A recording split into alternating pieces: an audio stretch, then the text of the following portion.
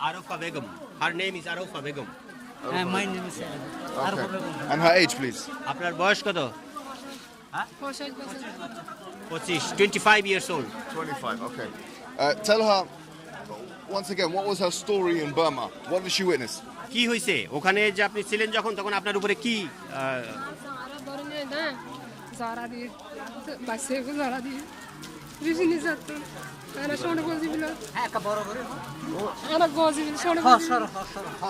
Burada farayda gato pani pani. Tel bari diye. Zamare. Koyunca ne macca na? Macca başka burak da var. Bana dudur bu. Bunu bolda.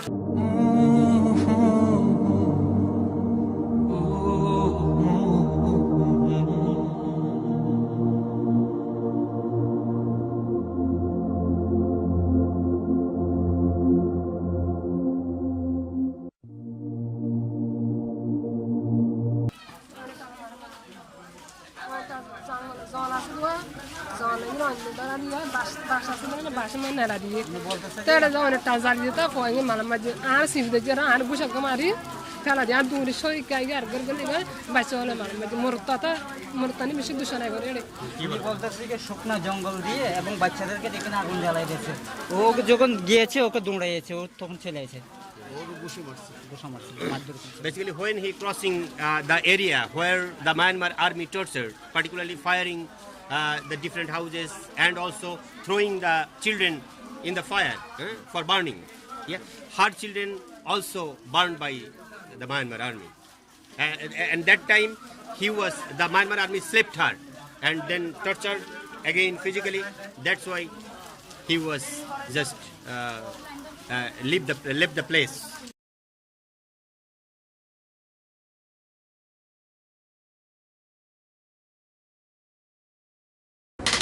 So what's happening exactly? Okay, I'll show you guys on the map, if you can see the map on the phone. So we are the blue dot, basically. So we are right, literally there on the water. Already over 250 people have died in Sri Lanka, and it's already hit India, and there's a lot of rain in India. It's going to be moving up north, so by 5 o'clock in the morning it's going to hit Bangladesh and Myanmar. Now obviously, our strategic location probably isn't the best for any severe weather because we are right on the beach. So it's going to be coming around here at 5 o'clock, and it's going to affect all the way from Cox's Bazar up to Chittagong, which is there. So all of that, because it's all on the water, this is all going to be severely affected by the storm and the water. So basically, Bismillah, Allahu Akbar, Ashhadu an la ilaha illallah, Ashhadu anna Muhammadan Rasulullah. And What's the severity rating? 10 out of 10. So what does that mean? Ashhadu an la ilaha illallah, Ashhadu anna Muhammadan Rasulullah. Assalamu alaikum wa rahmatullahi wa barakatuh. Right now we're just literally filling up the scar because of the cyclone, so this is an emergency appeal. What we're doing is we're giving people the essentials, things like dates and rice, things like salt and oil, and things that will basically keep them going, because what happens with these cyclones is it destroys people's crops. This is what happened last time, and this is what happened this time. So with that, what happens is that people can't actually live, because a lot of what's going on in Bangladesh and countries like it, Cox's Bazar and Burma, even in these countries, is that there is subsistency farming. So people actually live on their own kind of farming. So here what we're doing is, since the crops have been destroyed for the most part, and a lot of these areas, we're trying to supplement these individuals with something which will let them continue going for a while until they are able to grow their crops once again. Ask her about the stories that, because we hear that they do bad things to women, that they rape women and these kind of things. Are these stories true as well? আপনি কি মানে নারীদের উপরে যে বিভিন্ন নির্যাতন হচ্ছে এই যে কি কি করতে ভালো করলে মাধ্যমা শব্দ জোয়ানি জের ভা বিয়াতে জের ভা আসা আর করতে আসে কিবারা নির্যাতন উত্তর করে নিয়ে 5 জন নাই ভানিয়ে তারারে 5 জনের যারা 3 জন মারা গিয়ে আর 2 জন মারানো যা মানে হাতে যা হয় না ভারি জায়গা উনি বলতেছে আমার দুইটা বোনকে এবং তারা দুইটা বোন এজিট হয়েছে এজিট হয়েছে এবং তারা এদেরকে নিয়ে দুইটা বোনকে তারা নির্যাতন করে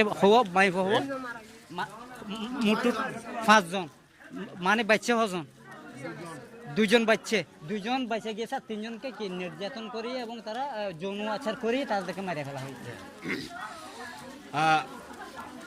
Her two sisters, along with another 3 young girls, the Myanmar army kidnapped them and then just escaped in a room and sexually harassed, raped, and then among the 5, they killed 3 and 2 women, and 2 just get rid of from the torture. Did she witness this?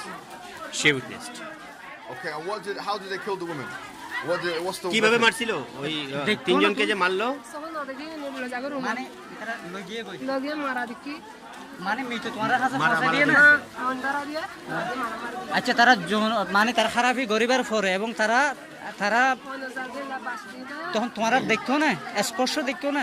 দেখি বাস দিয়ে তো বাসের মধ্যে আর দিন বান্ধি দিয়া ঠ্যাং দিয়ে ডুলার বান্ধি যে ডুলের হবে সরল লাগে তো হইতো মারে বাসে There is a technique used by the Myanmar army to kill the women. Yeah, they set a strategy. There are some bamboo and techniques used. Yeah, and there where they hanged. Yeah, they hanged. Yeah, and from the underground they fire. They start firing and hang in the bamboo. Yeah, and then totally fired. What does she do to cope with this? What does she do to cope? Help herself with, like, she witnessed her son being killed. She witnessed all these things. How does she help cope? What does she do? মানে এই সিচুয়েশনটা আপনি কিভাবে manage করলেন, কিভাবে আপনি কিভাবে এখান থেকে বেঁচে আসলেন? তুমি বুঝবে না। আচ্ছা, তোমারা যে এই জিনিসটা কিভাবে দেখিয়ে তোমারা এনে বাঁচিয়েছো? দেখি যে মানে মোবাইলের ছবি নাই, মোবাইলের ছবি গজা ইনিসার হদুয়া ছবি গজা তা মোবাইলের ছবি হারা দেখা গজা তোমারা এনে মানে ছ ইননে ছ এনে দেখি দি না আর আগে তাইতে না আরো মারি ফেলাতে না। তোমারা কইতো সাইড দেখি তোমারা জিবা তোমারা এই জিনিসটা ক্যাঙ্গুরি দেখি না, তোমারা ক্যাঙ্গুরি দেখা দেখি আর মন তো সামনে গত 16 বার All the incidents were happened in front of her, in her house. Yeah, house, so in their house. Assalamu alaikum wa rahmatullahi wa barakatuh. So we've woken up this morning. The storm's been absolutely raging all night long. Here, alhamdulillah, we're okay because we're undercover. We don't want to go too far out because the camera is going to get damaged and wet. But over there, I've been out. The trees have been ripped out of the ground. There's no access onto the roads. There's loads of debris that's fallen all over the place. It's really dangerous to go out. But we're waiting for it to calm down so we can make our way out and we can go and see the people that need help. Absolutely no doubt that homes have been absolutely shredded apart, maybe even blown away. The slums that we were in earlier, they're flooded anyway. So after a storm like this, after the cyclone, I just can't bear to think what the state of those slums might be. So we've even extended our trip out here at the moment. We're going to try and go out and help as many people as possible. We're here, we're on the ground, and we're ready to do whatever we can to serve the people. Ask her, did she see any presence of any international army or anything like that, or the UN or anything like that to help them or not? কেউ কি আপনাকে আন্তর্জাতিকভাবে কেউ সাহায্য করছে সে সময়ে? গরে না ভাড়া তারা এরা আগে পানি করালো নেওয়া গাছ দিয়া গাছ আসি তো পুলিশ আছে তো আমি কি হদিন না বিটিয়ান না তিন গাড়ালো আর কুল খারাই গাই হাওয়া সর কিছু নাই ভাড়া গো সাইল হলো নকালে পারিও না। Did you understand the question? নকালে ডুবি গে দূর আদু বলে আর দা আচ্ছা, তোমরা কি নকালে পারিও না নাকি হাসুরি পারিও? নকালে আর হাসুরি বেড়াইলে কত দিন বাসে আদা মারা হারাসে আসে। There are no presence of international or UN agency to help them in that time. Only the border guard, they take off all the materials and all the resources from them and then push back to Bangladesh. Who has helped her so far? That's my question. Who's helped her so far in her transition to Bangladesh and in Bangladesh and in Burma? Who's helped her so far? মানে এই যে বাংলাদেশের মধ্যে আসছেন, কেউ help করেছে আপনাকে, সাহায্য করছে? আচ্ছা, এটারা সারা এই যে আসলেন, যে এই আসার সময় কেউ হেল্প করছিল? নগরে মানে একবার তহসিতে থাকি তো মানুষের ঘর মুসলমান তো মুসলমান দেশ তো হদ দিয়ে বাদ দিয়ে Basically, the local community, when she crossed the border, then the only local community extended hands to help them. Yeah. Then with the help of the community, particularly some Bengali community. Bengali community, they reached here. Yeah. Only. Otherwise, no international, no UN. They didn't receive any cooperation from them. Tell her thank you very much for her cooperation, and tell her also that to remain calm and to remain at peace, because Allah subhanahu wa ta'ala, tell her that Allah, He will reward her for what she has been through, and also that she will see her son inshallah in the hereafter. Tell her this. এই নিশ্চয়ই আল্লাহ পাক এত যে torture আপনাদের করছে এবং আপনার যে সন্তানটা মারা গেছে, নিশ্চয়ই আল্লাহ সুবহানাহু ওয়া তাআলা এই সুবাদে হয়তো পরকালে যে নিশ্চয়ই আল্লাহ পাক এর একটা ব্যবস্থা করবেন এবং ভালো কিছু নিশ্চয়ই রাখছেন আল্লাহ পাক। বুঝছো না দেখে আল্লাহ পাকে তোমারা যে সন্তান মারা গিয়ে তোমরা কষ্ট পাইও বা জামাই মারা গিয়ে বেকুম মারা গিয়ে আল্লাহ তাআলা হয়তো বা তোমার ইয়ানোর প্রতি একটা নাজাতও দিতে পারে। হ্যাঁ একটা নাজাতও তোমার আল্লাহ তাআলা কি একটা নাজাত একটা ব্যস্ত দিতে পারে। ইয়ান হইতে আল্লাহর হুকুম এই নইয়ে ইয়ান হইতে sir. Yes, tell her just to keep patient and never despair from the mercy of God. Yes, tell her this. এই জন্য ধৈর্য ধরছেন, আরো ধৈর্য ধরতে হবে আপনাদের। হ্যাঁ নিশ্চয়ই আল্লাহ পাক আমাদেরকে কবুল করবেন, মাফ করবেন এবং তার আল্লাহ দোয়া করিবে, তার আল্লাহ দোয়া করিবে বাস। Tell her thank you very much. Alaikum wa rahmatullahi wa barakatuh. We're here in one of the centers that give food to basically the people that have come from Rohingya or from Burma, the Rohingya individuals that have come. And today I've personally witnessed some of the most incredible sights, some real desperate sights of people needing just basic necessities in order to live. Now, the thing is, I just want to make a real point here about the geopolitical situation, or you can just say generally how we conceive minorities in different parts of the world. And just generally about the media narrative that especially exists in the West. I personally believe that, having seen this stuff firsthand, that there's a serious crisis that is on enormous, proportions here with the Rohingya. I've only seen a small glitter of it, a small glimpse of it.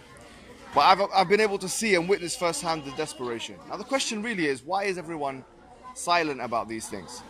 Why is it not the case that we see these things on front page newspapers on a daily basis? Why is it not the case that this is not emphasized as a point of news that we should consider? Is it because that the minority group happens to be a Muslim minority group?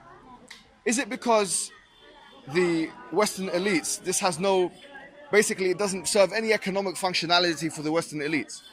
Is it because basically Western intervention wouldn't serve any interest whatsoever? I think the answers to these questions are basically patently clear. So I won't give the answer. Instead, what I will do is talk generally about double standards in the media narrative.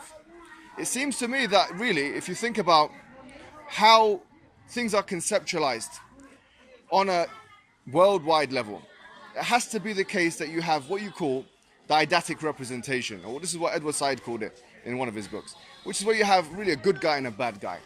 Wherever it's the case that you have a good guy or an underdog or a victim that happens to be Muslim, and in the case of the Rohingya, they're actually conservative Muslim. I mean, most of them practice their religion in an orthodox way. When you have a underdog or a victim that has those kinds of characteristics, it doesn't seem the case that those things should be emphasized. They should be swept under the carpet from a media perspective. Why? Because it doesn't, once again, serve the media narrative. It doesn't help anything. It doesn't serve any functionality from an economic perspective. So it's ignored.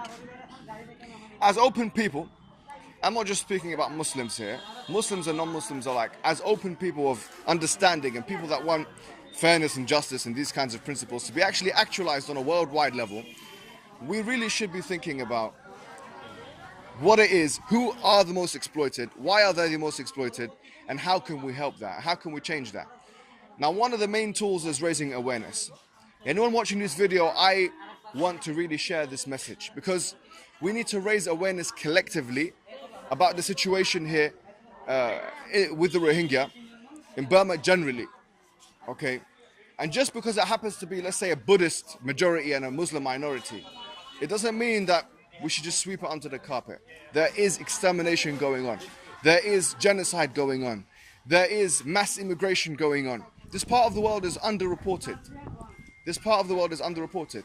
The UN, even the UN has statistics which indicate to us that these people are the most exploited and possibly the most exploited people in the world. With that, I just want to conclude and say that it's impossible for us to understand what, let's say, terrorism, the word terrorism, what it actually means, without analyzing different aspects of it. See, terrorism only has to take one form according to the media narrative. It has to take a form where someone, let's say, looking like myself, committing some kinds of evil deeds. Let's ask you a question, guys. If it was a Muslim majority in Burma, would we hear more about it? It's a simple question. And the answer is yes, we would hear more about it. If it was a Muslim majority in Burma exploiting a Buddhist minority, let's just turn the tables over. What would happen? How often would that be on our front page news? How often would that be cited by detractors of Islam and, let's say, people that are opponents of Islam as a reason why we should eliminate Islam or attack Islam or all of these things? I think the answer, once again, is patently clear. So let's be fair here, guys, and let's understand the real severity of the worldwide situation. Wassalamu alaikum wa rahmatullahi wa barakatuh.